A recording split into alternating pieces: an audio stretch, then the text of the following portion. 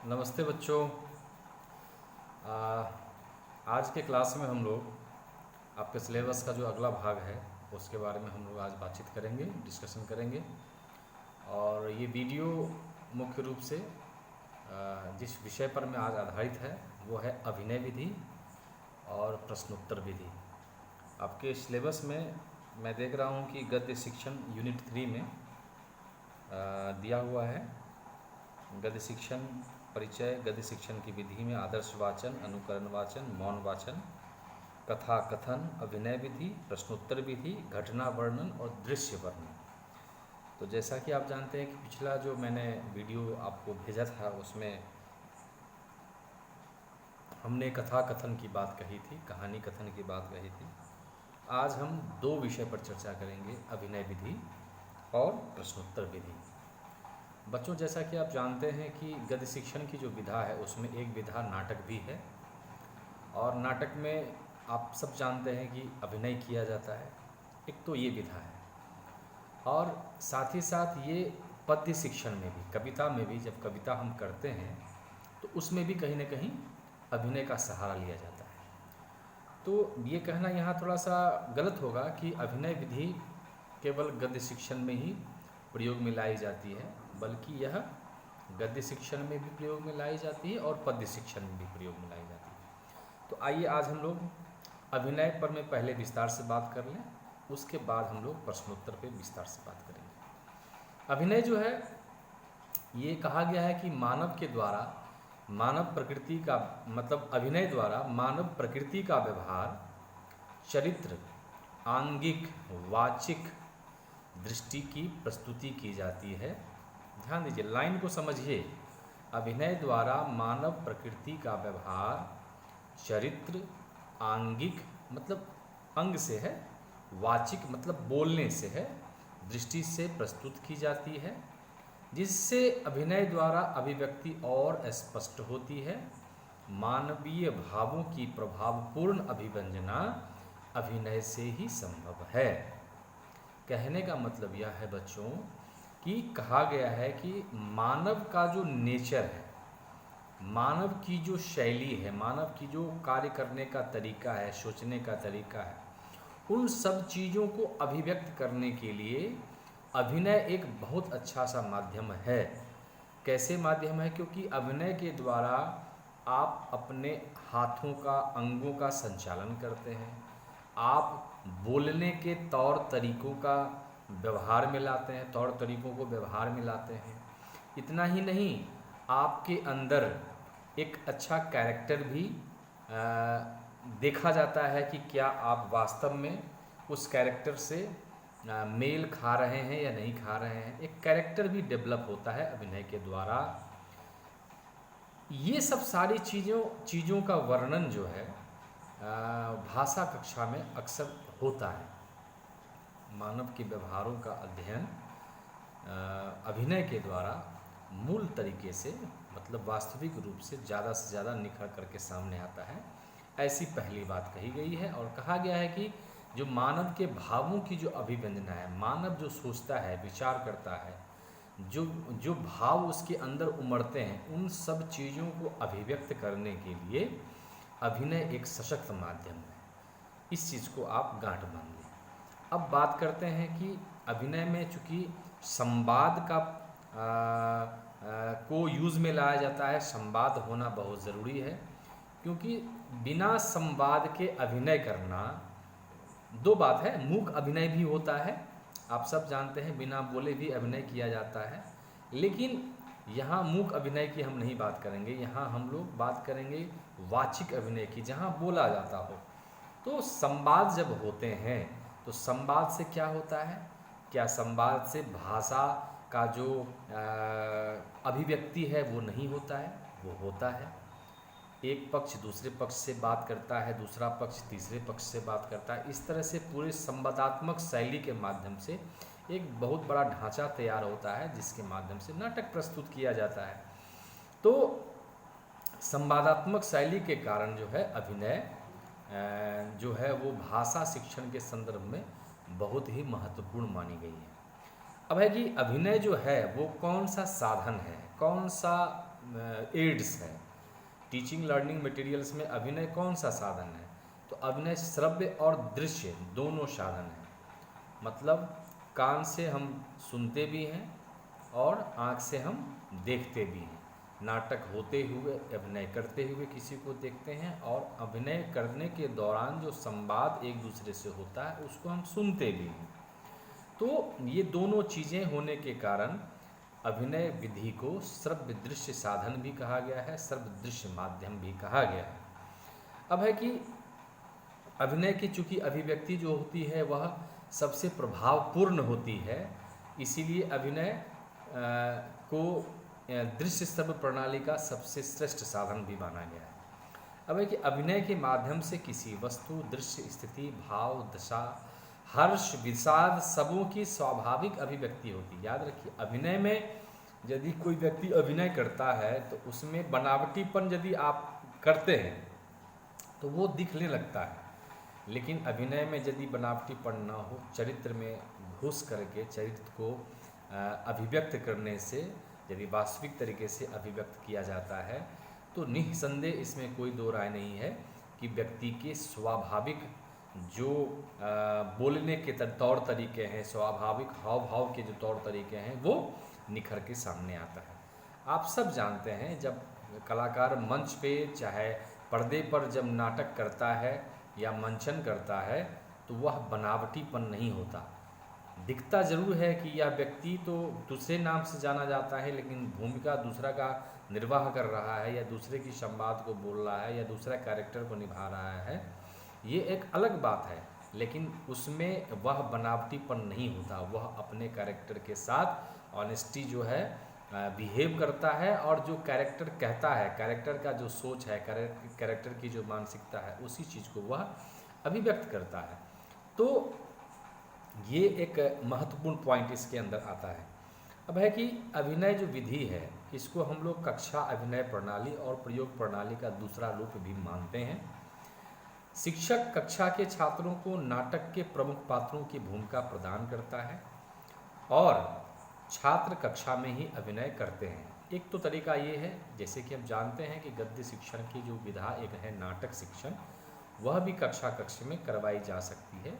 जो भी नाटक बच्चों के पाठ्य पुस्तक में अवेलेबल है, उस पाठ्य पुस्तक के जो कैरेक्टर है, उस नाटक के जो कैरेक्टर हैं, वो हम बारी बारी से एक एक करके सारे बच्चों को हम बांट देते हैं, और बच्चों को फिर उस कैरेक्टर के माध्यम से हम लोग उसको कहते हैं कि आप उसके अभिनय को करिए, आप उसको एक्टिंग करके दिखाइए।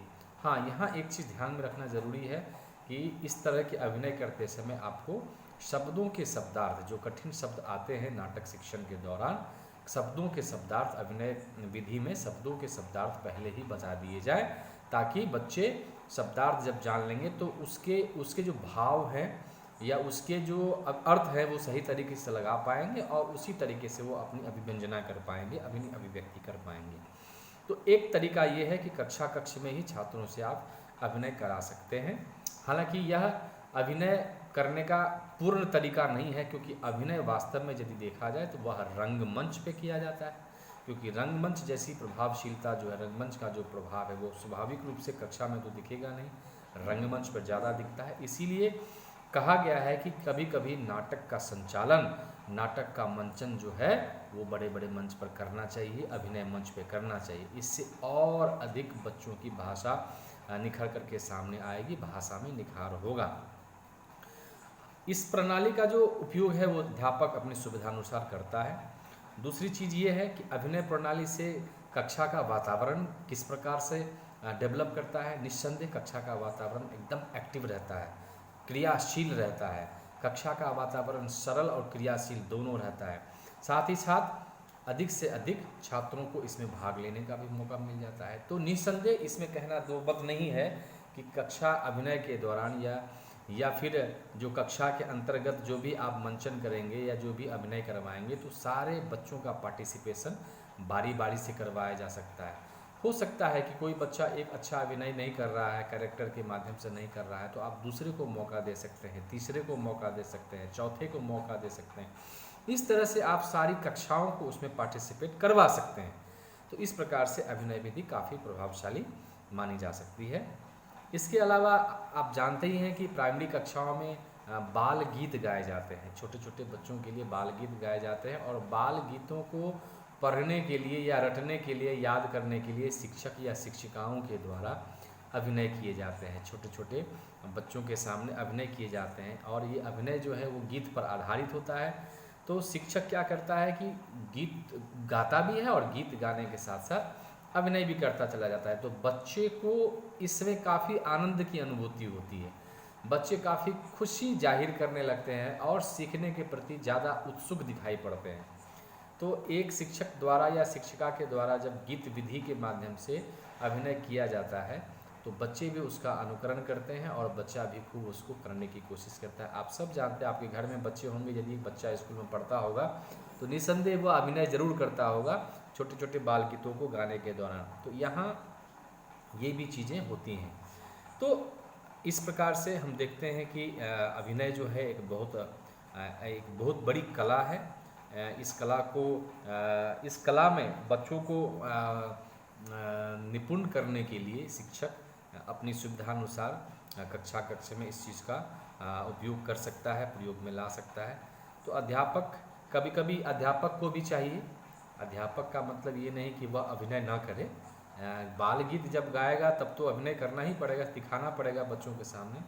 लेकिन नाटक शिक्षण के समय या फिर बड़ी कक्षाओं में तो कभी कभी शिक्षक को भी या शिक्षिका को भी नाटक के जो पात्र हैं, उस पात्र के जो संवाद हैं, उस संवाद के अनुरूप खुद भी अभिनय करके दिखाना पड़ता है।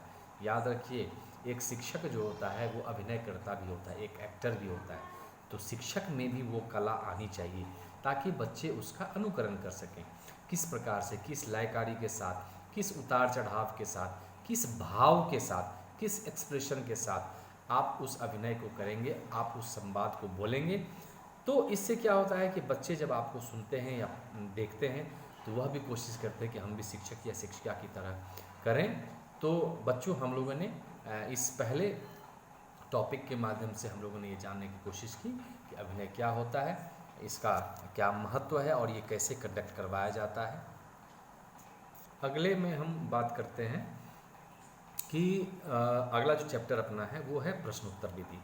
गद्य प्रश्नोत्तर विधि हालांकि सब चीज़ों में प्रयुक्त किए जाते हैं, सब विषयों में पढ़ाने के लिए प्रयुक्त किए जाते हैं। पद्य शिक्षण में भी इसको प्रयोग में लाया जाता है। तो गद्य शिक्षण में भी प्रश्नोत्तर विधि हम लोग प्रयोग में लाते हैं और बहुत ज़्यादातर प्रयोग में लाते हैं। प्रश्नोत्तर विधि है क्या? प्रश्न और उत्तर, सब जानते हैं। प्रश्नोत्तर प्रश्न और उत्तर से मिलकर के बना है। इस विधि के बारे में ये कहा गया है कि यह एक ऐसी विधि है जिसमें शिक्षक और शिक्षार्थी दोनों की सक्रियता पूर्ण रूप से अपेक्षित है। यानी इस विधि को करते समय शिक्षक को भी सक्रिय रहना पड़ता है और शिक्षार्थी को भी, यानी विद्यार्थी छात्र को भी सक्रिय रहना पड़ता है। किसी भी अधिगम सामग्री यानी सीखने की सामग्री, सीखने की विषय वस्तु को सरल, स्पष्ट और सुस्पष्ट करने के लिए प्रश्नोत्तर प्रणाली का अनुसरण किया जाता है या अनुगमन किया जाता है। कोई भी अधिगम सामग्री हो, कोई भी सीखने की विषय वस्तु हो, यदि छोटे छोटे प्रश्नों के माध्यम से या प्रश्न उत्तर के माध्यम से उसको हम धीरे धीरे क्रमशः आगे बढ़ाते हैं अपने क्लास को, तो वह विधि के माध्यम से पढ़ाए जाने वाले जो तथ्य हैं या प्रकरण हैं या विषय वस्तु हैं वो अधिक से अधिक स्पष्ट होते हुए चले जाते हैं। छात्र भी संतुष्ट होते हुए चले जाते हैं और शिक्षक भी संतुष्ट होते हुए चले जाते हैं। तो कहा गया है कि अभिनय विधि में भी मौखिक तौर पर में ज़्यादा से ज़्यादा संवाद की बात होती है, ज़्यादा से ज़्यादा बोलने की बात होती है। तो प्रश्नोत्तर विधि में भी ये थोड़ी बहुत उससे समानता का भाव रखता है। तो अब नाटक में तो प्रश्न पूछना नहीं, नाटक में अभिनय प्रधान होता है, संवाद प्रधान होता है। प्रश्न उत्तर में प्रश्न प्रधान होता है और उत्तर प्रधान होता है, ये ध्यान रखना है। तो आइए हम लोग और इस पर विस्तार से चर्चा करते हैं। प्रश्नोत्तर विधि के बारे में हम लोग जानते हैं कि प्रश्न उत्तर क्या होता है, प्रश्नोत्तर विधि को हम लोग कैसे प्रयोग में लाते हैं। बच्चों, कहा गया है कि अध्ययन अध्यापन में प्रश्न और उत्तर का स्थान बहुत ही अत्यधिक महत्वपूर्ण माना गया है। निस्संदेह कोई भी विषय वस्तु हो, प्रश्न उत्तर, उसमें कोई भी विषय वस्तु हो, कोई भी कक्षा हो, प्रश्न उत्तर का स्थान बहुत ही महत्वपूर्ण है। यहाँ प्रश्न उत्तर का मतलब लेखन भी हो सकता है या मौखिक तरीके से भी प्रश्न पूछने का भी हो सकता है। तो हम दोनों पर्सपेक्टिव में बात करेंगे। मौखिक तरीके जैसे मैंने पूछा कि बताओ बच्चों कवि रैदास जो है उनका जन्म कब हुआ, तो बच्चे मौखिक रूप से उसका आंसर देंगे। लेकिन वही चीज़ हम कहें कि ठीक है बच्चों ये कॉपी में आप नोट कर लो कि कवि रैदास जी का जन्म कब हुआ और कहाँ हुआ, तो बच्चे लिख करके ही उसको अभिव्यक्त करेंगे। तो दोनों तरीका है, क्योंकि भाषा दोनों तरीके से अभिव्यक्त की जाती है, मौखिक भी और लिखित भी। तो अब आप चाहे जिस रूप का अनुसरण करें वो शिक्षक पर डिपेंड करता है।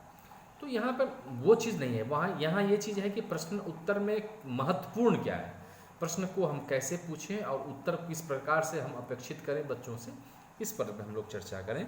इसीलिए प्रश्न उत्तर का स्थान जो है बहुत ज़्यादा महत्वपूर्ण। प्रश्न उत्तर विधि को हम लोग सुकराती विधि भी कहते हैं। सुकरात का नाम आप सुने होंगे।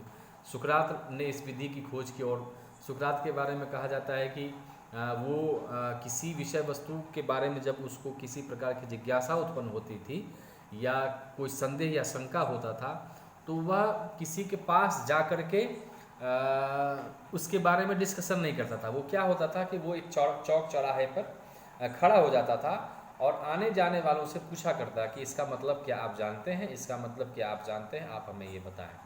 तो उसने इस पद्धति का या इस विधि का प्रतिपादन किया या कह सकते हैं ईजाद किया। तो इसलिए इसको हम सुकराती विधि भी कहते हैं। अब है कि प्रश्नों के निर्माण में देखिए, अब प्रश्न के निर्माण की बात हुई है, प्रश्न बनाने की बात हो रही है। प्रश्नों के बनाने में बालकों के पूर्व ज्ञान की योग्यता स्तर, मानसिक स्तर की जांच की प्रश्नों के निर्माण में बालकों के पूर्व ज्ञान की योग्यता स्तर और मानसिक स्तर की जांच के लिए हम प्रश्न का निर्माण करते हैं। हम प्रश्न क्यों पूछते हैं बच्चों से?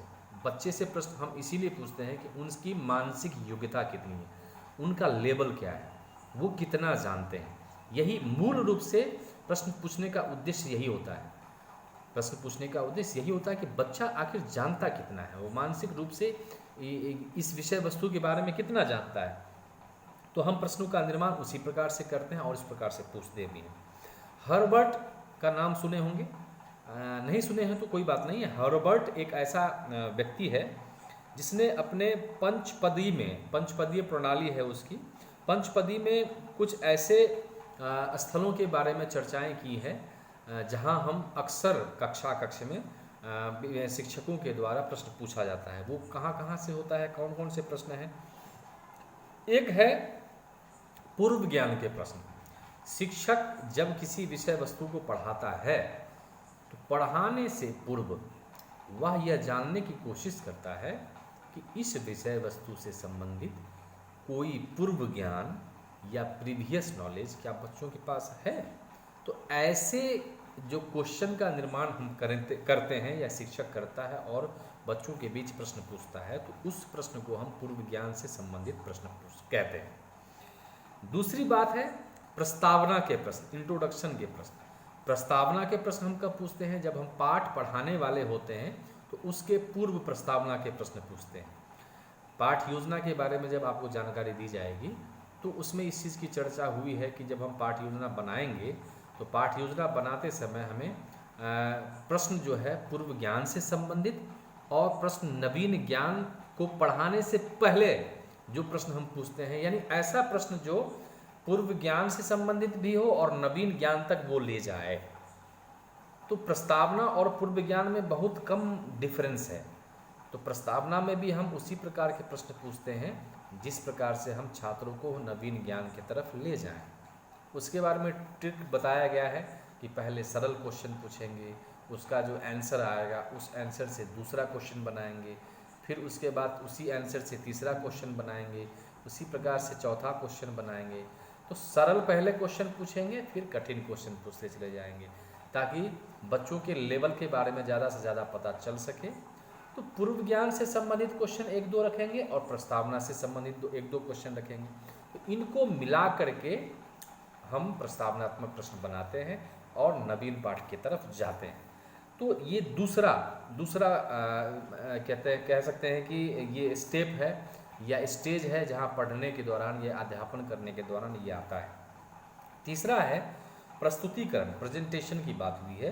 प्रस्तुतिकरण में विषय वस्तु बोध के बोधात्मक प्रश्न, पाठ स्पष्टीकरण के प्रश्न। यहाँ दो प्रश्न की बात हो रही है कि हम जब प्रेजेंटेशन देते हैं, शिक्षक ने पूर्व ज्ञान के बारे में भी जान लिया, प्रस्तावनात्मक प्रश्न भी पूछ लिए, अब नवीन ज्ञान से संबंधित जब विषय वस्तु को पढ़ाना शुरू किया, यानी चैप्टर पढ़ाना शुरू किया, तो पढ़ाने के दौरान भी बहुत सारे क्वेश्चन पूछे जाते हैं, जिसमें एक क्वेश्चन बोधात्मक प्रश्न है।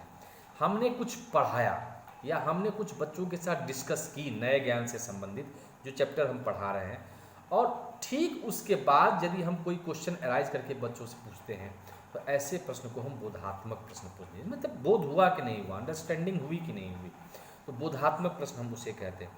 पाठ स्पष्टीकरण के प्रश्न, बच्चे पाठ पढ़ने के दौरान जब शिक्षक एक्सप्लेन कर दिया, कुछ देर तक एक्सप्लेन किया, और ठीक उस पर आधारित तो कोई एक प्रश्न पूछ दिया बच्चों से कि आप भी इसको थोड़ा सा व्याख्या करके बताइए या डिटेल्स में बताइए, तो इस प्रकार के जो प्रश्न होते हैं जिसमें डिटेल्स बताना हो छात्रों को, तो ऐसे प्रश्न को हम स्पष्टीकरण प्रश्न, स्पष्टी मतलब एक्सप्लेन करना, एक्सप्लेनेशन क्वेश्चन, स्पष्टीकरण प्रश्न, इसको हम कहते हैं।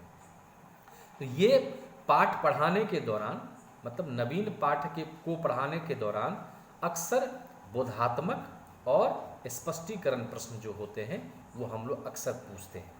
यहाँ पर मैं जो हर्बर्ट का पंचपदीय प्रणाली है उसमें ये सब चीज़ आए हुए हैं, लेकिन मैं यहाँ एक चीज़ जोड़ना चाहता हूँ कि पढ़ाते समय भाषा में विकासात्मक प्रश्न भी आते हैं कि पाठ को क्रमशः जब हम धीरे धीरे आगे बढ़ाते चले जाते हैं, तो नए ज्ञान में फिर नए ज्ञान को जब हम जोड़ते हैं तो उस समय हम कुछ क्वेश्चन पूछ देते हैं, तो उसको हम विकासात्मक प्रश्न बोलते हैं।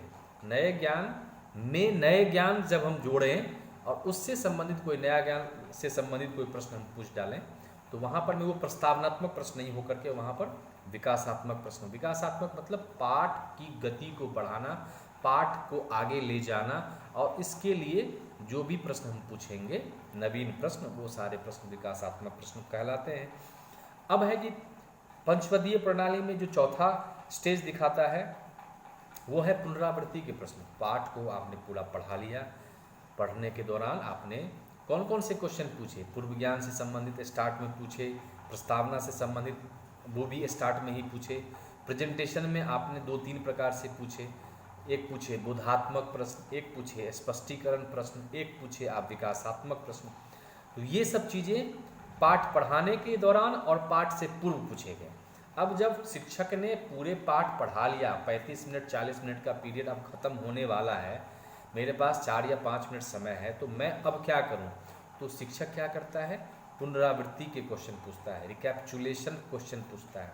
तो पुनरावृत्ति के जो प्रश्न होते हैं वो पूरे पाठ पर में आधारित होते हैं। जो भी पाठ आज आपने डिलीवर किया उस पूरे पाठ से संबंधित क्वेश्चन आप पुनरावृत्ति के प्रश्न पूछते। पुनरावृत्ति मतलब फिर से दोहराना, फिर से बार बार। पुनरावृत्ति का मतलब पुनः, दोबारा। तो दोबारा प्रश्न जब हम पूछते हैं पूरे पाठ से संबंधित, तो वो पुनरावृत्ति। लेकिन ध्यान रहे, पुनरावृत्ति प्रश्न पाठ पढ़ाने के लास्ट में हम लोग करते हैं, बीच में नहीं। पुनरावृत्ति प्रश्न लास्ट में ही होता है। उसके बाद आता है 5वां मूल्यांकन के प्रश्न। अक्सर मूल्यांकन के प्रश्न के तौर पर में हम लोग गृह कार्य दे देते हैं बच्चों से कि आप ये चीज़ करके आएंगे, आप ये याद करके आएंगे। और फिर जब बच्चे स्कूल से जब घर से जब याद करके आते हैं या क्वेश्चन के आंसर बनाते हैं, तो शिक्षक द्वारा उसका मूल्यांकन किया जाता है।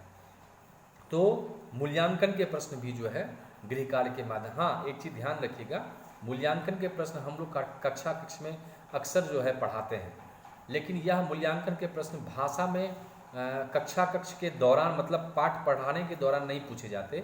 ये ज़्यादातर एसएसटी में या मैथमेटिक्स में या साइंस में, इन सब चीज़ों में ज़्यादातर यूज़ किए जाते हैं, क्योंकि वहाँ पर मूल्यांकन प्रश्न बार बार अराइज होते रहते हैं। बच्चों का मूल्यांकन बार बार करना पड़ता है, तो ये चीज़ वहाँ पर में किए जाते हैं। याद रखिए, ये चीज़ भाषा में नहीं होता है। भाषा में मूल रूप से बोधात्मक प्रश्न, स्पष्टीकरण प्रश्न, विकासात्मक प्रश्न, पुनरावृत्ति प्रश्न, ये होते हैं। लेकिन यहाँ मूल्यांकन प्रश्न कब हुआ, पूरे पाठ को पढ़ा लिए, पुनरावृत्ति प्रश्न पूछ डाले और उसके बाद जो है बच्चों से मूल्यांकन प्रश्न कर रहे हैं। या होमवर्क के थ्रू कर सकते हैं, या फिर आप चाहें तो यदि आपके पास समय है तो बच्चों का मूल्यांकन भी आप कर सकते हैं, बच्चों के साथ बातचीत कर सकते हैं, क्वेश्चन आंसर कर सकते हैं। कुछ अभ्यास के प्रश्न भी होते हैं। हर्बर्ट कहता है कि कुछ अभ्यास के प्रश्न होते हैं। अभ्यास का प्रश्न मतलब यह कि यदि कोई प्रश्न ऐसा है जिसके उत्तर पर में ज़्यादा से ज़्यादा विद्यार्थियों को प्रैक्टिस करने की ज़रूरत है, ताकि उसका जो ज्ञान है, उसकी जो अमिट छाप है वो छात्रों के मन मस्तिष्क पर बैठ जाए, तो ऐसे प्रश्न भी होते हैं कक्षा कक्ष में, जो बच्चों को ज़्यादा से ज़्यादा अभ्यास करवाने की, चूँकि अभ्यास करने की चीज़ है, तो यदि कोई ऐसा चीज़ आ गया पढ़ने पढ़ाने के दौरान, तो उसको हम लोग अंतिम में बच्चों को अभ्यास भी करा देते हैं। तो अभ्यास के प्रश्न भी होते हैं। अभ्यास तो ऐसे कहा जाता है कि कक्षा कक्ष में एक तो ये होता है, और दूसरा ये भी होता है कि पठित पाठ के बाद देखे होंगे कि अभ्यास प्रश्न लिखे रहते हैं किताब में। तो बच्चों को कहा दिया जाता है कि आपने इस पाठ को पढ़ लिया है, अब आप इस अभ्यास प्रश्न को जो है बना करके दिखाएं। तो किताब के लास्ट में आप जानते ही होंगे लघुत्तरीय प्रश्न, दीर्घोत्तरीय प्रश्न जो है, या वस्तुनिष्ठ प्रश्न, ये सब चीज़ें शामिल किए जाते हैं पाठ्य पुस्तक में। तो बच्चों को ये अभ्यास के प्रश्न भी दिए जाते हैं कि आप इसको बना करके लाएं। उसके बाद योग्यता विस्तार के प्रश्न हैं। बच्चों की जो योग्यता है उसको यदि विस्तार देने की ज़रूरत है, तो डिटेल्स क्वेश्चंस जो हैं, जिसमें ज़्यादा से ज़्यादा एक्सप्लेन करने की ज़रूरत हो, या ज़्यादा से ज़्यादा उसको इन्हेंस करने की ज़रूरत हो, विस्तार देने की ज़रूरत हो, मतलब उसको और एक्सपेंस करने की ज़रूरत हो, ज़्यादा से ज़्यादा सीखने की ज़रूरत हो, जहाँ शिक्षक भी कुछ जोड़े और छात्र भी कुछ जोड़े, तो ऐसे भी प्रश्न कक्षा कक्ष में पूछे जाते हैं। ये हमेशा नहीं होता, अक्सर नहीं होता, लेकिन शिक्षक चाहे तो कर सकता है। यदि वो चाहता है कि बच्चों को हम अधिक से अधिक नॉलेज दें, अधिक से अधिक ज्ञान दें, तो वो प्रश्न अराइज करके छात्रों से और फिर खुद उस प्रश्न का जवाब दे करके विस्तार से उसके बारे में बताए, और इससे क्या होगा कि बच्चों की जो योग्यता है वो अधिक से अधिक विकसित हो सकेगी, अधिक से अधिक डेवलप कर सकेगी। तो इस प्रकार जो है हर्बर्ट ने अपने प्रश्न पूछने के जो स्टेज हैं वो इस प्रकार से उन्होंने बताया है कि पूर्व विज्ञान के प्रश्न, प्रस्तावना के प्रश्न, प्रस्तुतिकरण में विषय वस्तु, बोध के बोधात्मक प्रश्न, पाठ स्पष्टीकरण के प्रश्न, मैंने जोड़ा था विकासात्मक प्रश्न, इसके बाद पुनरावृत्ति के प्रश्न, मूल्यांकन के प्रश्न, अभ्यास के प्रश्न, योग्यता विस्तार के प्रश्न। प्रश्न कई प्रकार से आप जानते ही हैं पूछा जाता है। वस्तुनिष्ठ टाइप से पूछा जाता है, या फिर निबंध टाइप से पूछा जाता है, मतलब दीर्घोत्तरीय टाइप से। और कुछ प्रश्न ऐसे भी होते हैं जो हाँ ना में जवाब दिए जाते हैं। कुछ प्रश्न ऐसे होते हैं जो बच्चों को सीखने में ज़्यादा से ज़्यादा सहायक साबित होते हैं, तो वो भी क्वेश्चंस पूछे जाते हैं।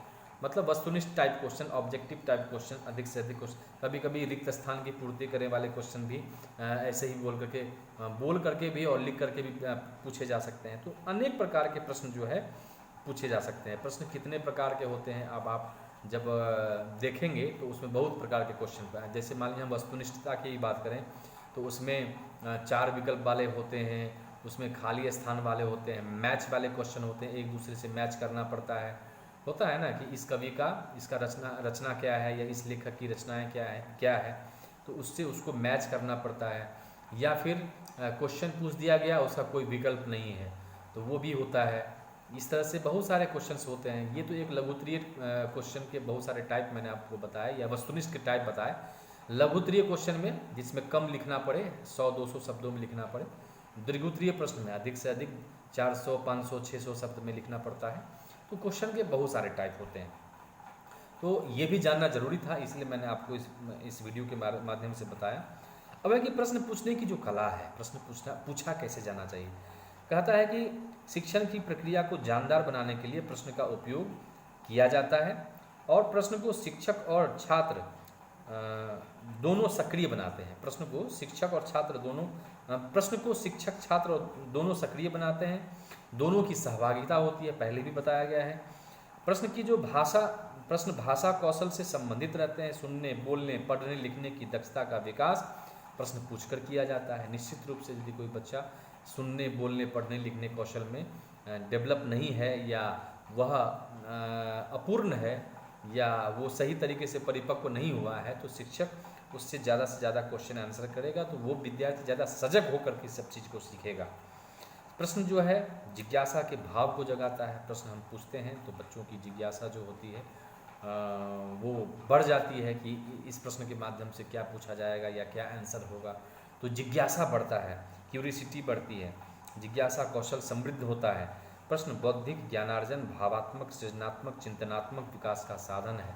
मतलब बौद्धिक विकास भी होता है, सृजनात्मक विकास भी होता है, भावात्मक विकास भी होता है और चिंतनात्मक विकास भी होता है। देखिए कितने तरह के विकास की बात हो गई यहाँ पर। तो अनेक प्रकार के प्रश्न के माध्यम से इस प्रकार के विकास होते हैं। है कि प्रश्न पूछने की प्रणाली में शिक्षक छात्रों से जिस विषय पर प्रश्न पूछते हैं उसी विषय पर में छात्रों को भी प्रश्न का जवाब देना होता है। प्रश्न क्रमबद्ध तरीके से पूछने चाहिए। प्रश्न का उत्तर जो है उसी क्रमबद्ध तरीके से आना भी चाहिए। तो इस प्रकार से ये केवल प्रश्न की बात हो रही है, प्रश्न पर ज़्यादा फोकस्ड हुआ। अब है कि प्रश्न पूछने के लिए मैंने बहुत सारे सेमिनार और गोष्ठियाँ अटेंड की हैं, तो उसमें मैंने बहुत सारे लोगों को सुना।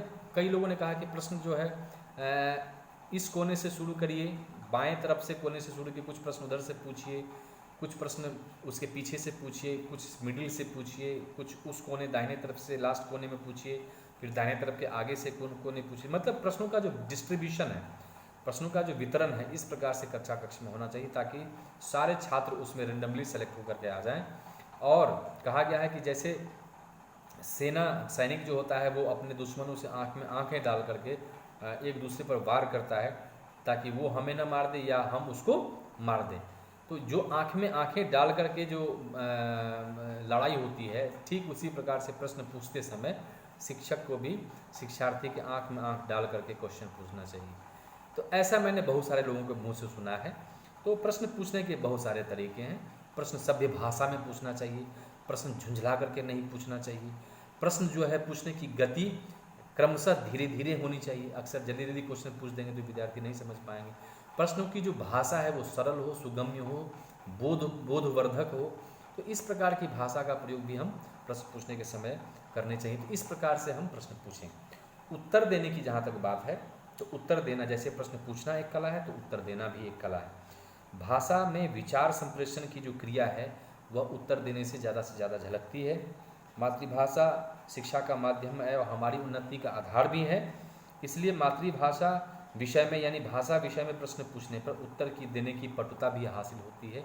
जब हम क्वेश्चन पूछते हैं तो उसमें उत्तर अधिक से अधिक आए तो इससे क्या होगा कि बच्चे खुद से अभिव्यक्त होने के अधिक से अधिक अवसर उनको मिलेंगे और वो खुल करके सबके सामने में अपने आप को अभिव्यक्त कर पाते हैं। और उत्तर देने से भावों की स्पष्ट अभिव्यंजना शक्ति विकसित होती है। जब बच्चे उत्तर देते हैं प्रश्नों के तो उसके जो भाव हैं उसकी अभिव्यक्ति जो है वो अधिक से अधिक खुल करके सामने आती है और इससे शिक्षक को भी काफ़ी संतुष्टि का एहसास होता है, संतोष का एहसास होता है कि हमने जो पढ़ाया है वो बच्चे जान रहे हैं या नहीं जान रहे हैं। कहा गया है कि वस्तु भाव विचार की जानकारी जो कक्षा अध्यापन के क्रम में हासिल की जाती है उस उपलब्धि स्तर की सूचना उत्तर के माध्यम से ही मिलती है। याद रखिए हम शिक्षक हैं और शिक्षक पूरे कक्षा कक्ष में 40 मिनट के पीरियड में 30 मिनट 35 मिनट लगातार पढ़ाया, बीच बीच में भी क्वेश्चन पूछे और बाद में भी क्वेश्चन पूछे।